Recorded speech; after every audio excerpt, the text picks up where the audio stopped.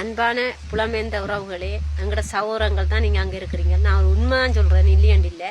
உண்மையில் எங்களோட குடும்பத்துக்கு எங்களுக்கு 4 மாவீரர். இதனால் நான் சொல்கிறேன்னா 6 டைமே இந்த படம் எடுத்து வெளிநாட்டுக்கு கையேந்த விடாதையம்மான்னு சொல்கிறேன். நான் அப்போ இருந்தும் புதுக்குடியிருப்பு பிரதேசத்தில் ஒரு சமுத்தி உத்தியோகத்தர் அவள் போய் கேட்டுருக்காங்கட தம்பி படிப்பதற்காக உதவி கேட்டது. எங்களோட வீட்டில் என்ன சொல்லுங்க, நாட்டுக்காக போராடி எங்களுக்கு அரசாங்க உத்தியோகம்ன்றது இல்லை. அரசாங்கத்தில் ஒரு லோன் எடுக்க போகிறோம்னாலும், அரசாங்கத்தில் ஒரு கடிதம் என்றாலும், இப்போ அரசாங்கத்தில் வேலை செய்கிறாக்கிட்ட போய் கேட்டால் லஞ்சம் கேட்குறார்கள். 1 லட்சம் எடுக்கிறோன்னா 10,000 கேட்குறாள். அப்படின்னு சொல்லி எங்களோட தம்பியை நாங்கள் சவாலுக்கு படிப்பிக்கணுமெண்டு எனக்கு ஆசை. அதால் சொன்னேன் ஏஜிஓசியில் போய் கேளம்மான்ட்டு.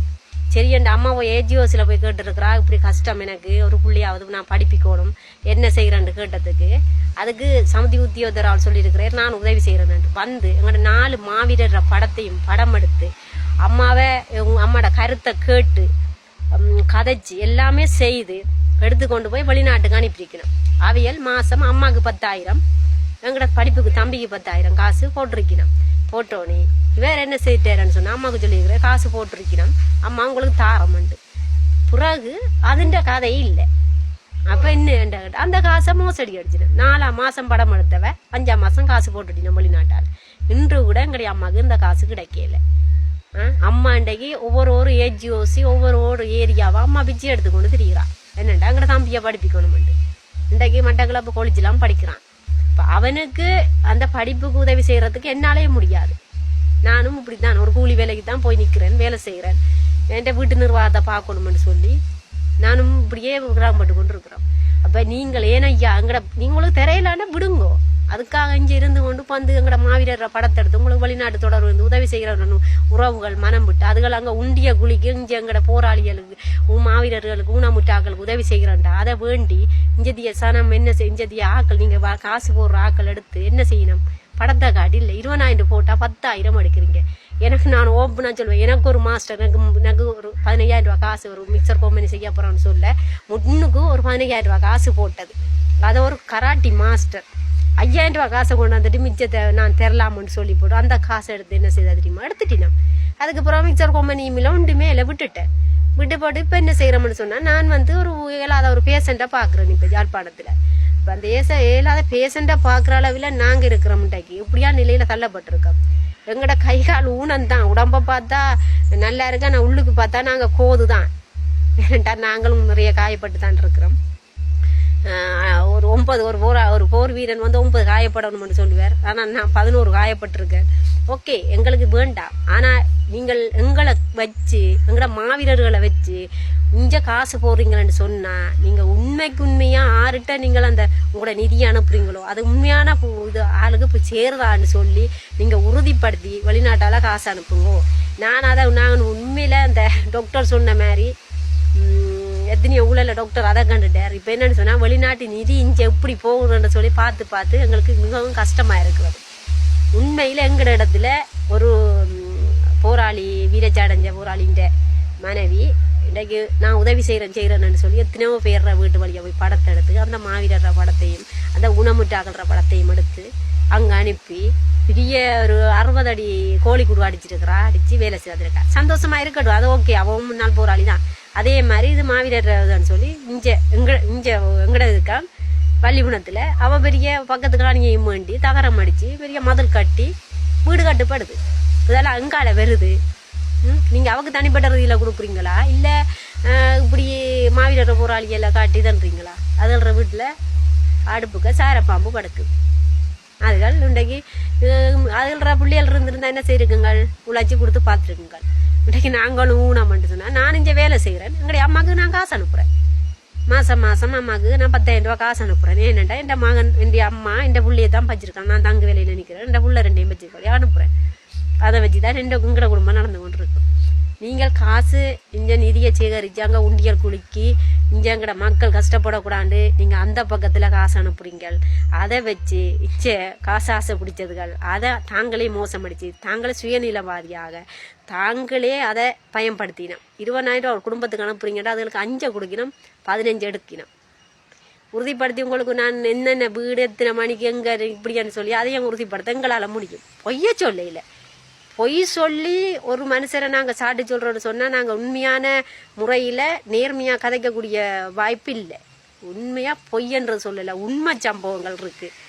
உண்மையில் இந்த ஒரு கரும்புலி 4 மாவீரர் அப்பா இன்றைக்கு இருக்கிறார் அந்த 70 ரோட்டில். அவர் எவ்வளோ கஷ்டப்படுறார், வயசு போயிட்டேன்னு. அந்த புள்ளிகள் இருந்தால் என்ன செய்கிறேன், எங்களை நாட்டுக்காக தானே அது கிளம்பிட அடைஞ்சு பைத்தையும் கத்தரியும் வச்சுண்டாக்கி போய் என்ன காக்கில் பைத்தங்காயை கொண்டு கடையில் கொடுத்து அந்த மனுஷன் சாப்பிடுது. கொடுக்குற கையிலுக்கு கடவுள் எங்களுக்கு தெரியல. அப்படியெல்லாம் எத்தனை பேர் இருக்கணும், ஒரு தருமே திரும்பி பார்க்கல. ஆனால் அவையில சாட்டிங்க வேண்டினன் தான், வேண்டி இப்படியே போய்கொண்டு இருக்குது. கொஞ்ச நாள் என்ன வச்சு பயன்படுத்தினாங்கள், அப்படியெல்லாம் பயன்படுத்தி காசை வேண்டி நான் அது செய்கிறேன் இது செய்கிறேன்னு சொல்லி எனக்கு சிஐடி மாதிரி வந்து விசாரணை என்று கூட்டி கொண்டு போனாங்கள். அப்படி இருந்தோம். இப்போ இல்லாமல் வேண்டாமங்கிற நாங்களுக்கு அந்தந்த களவு வேணாம். நான் ஆமிக்காரம் வந்தாலும் ஒரே மாதிரி தான் கதைப்பேன், சிஐடிக்காரம் வந்தாலும் ஒரே மாதிரி தான் கதைப்பேன்.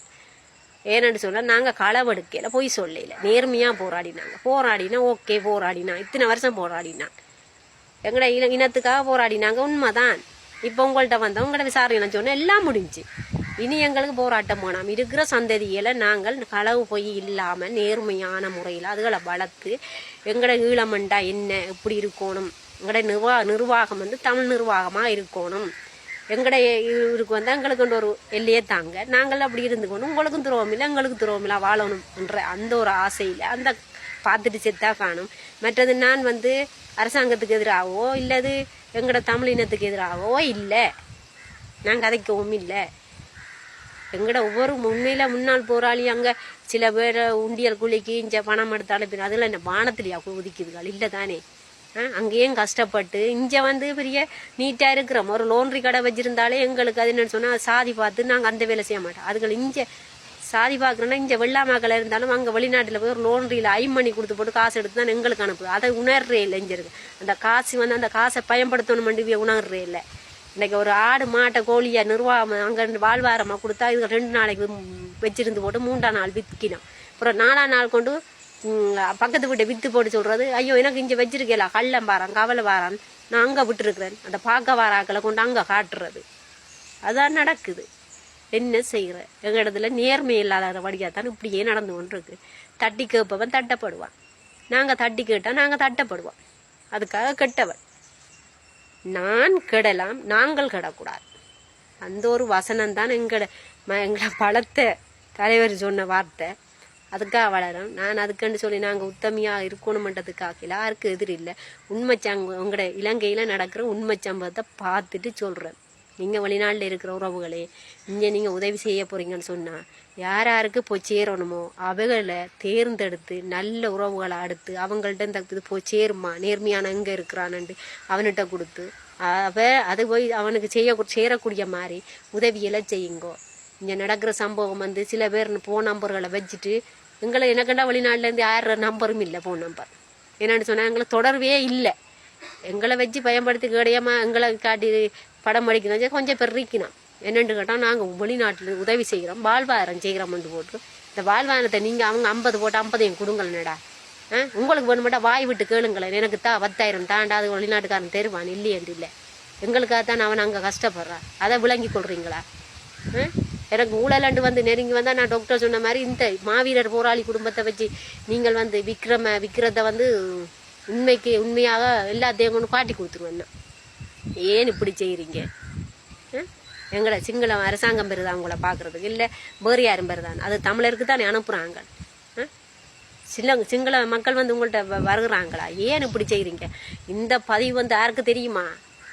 நீங்கள் காசு வேண்டுறீங்களோ வேண்டி உண்மையாக போராளிகள். இன்றைக்கு நான் சமுத்தி ஊத்தியார் புதுக்குடியிருப்பு இன்றைக்கு உடையார்கட்டு சமுத்தி ஊத்தியார் புதுக்குடியிருப்பில் உடையார்கட்டு சமுத்தி ஊத்தியார் நான் சமுத்தி ஊத்தியற மரியாதை போகும். அந்த ஆளையும் புருவடுத்தக்கூடிய மாதிரி இருக்கு. என் அம்மாவை கண்ணீர் வடை விட்டது. என் அம்மா அழுதுட்டா அன்றைக்கு என்னட்ட சொல்லி. அப்போ சொன்னேன் நான் வீட்டுக்கு ஒரு தடையும் கேட்டோட அனுப்பு. இப்போ வீட்டுக்கு எடுத்து மாவீரர் படத்தை காட்டி தான் அங்கே வரத்து பண்ணுறாங்களா அங்கே வெளிநாட்டிலேருந்து கொண்டு இங்கே இருக்கிறவங்க உழைக்க தெரியாடி புறம் என்னடா அப்படியே செய்யும் தொழில் செய்யுமேடா போய் கக்கு சளினாலும் காசு தருவாங்க அதை வேண்டி வாழுங்களடா புறம் என்னடா அடுத்தவன் போராடி அடுத்தவன் வீரச்சாடைஞ்ச படத்தை வச்சு நீ காசு எடுக்கிற. ஏன் அப்படி செய்கிறீங்க? அப்படி மட்டும் செய்ய விரும்பாதீங்க, அப்படி செய்யாதீங்க. எத்தனை ஊழல் நடந்து கொண்டு இருக்குது சந்தர்ப்பவாதிகளே. இப்படி செய்ய நினைக்காதீங்க.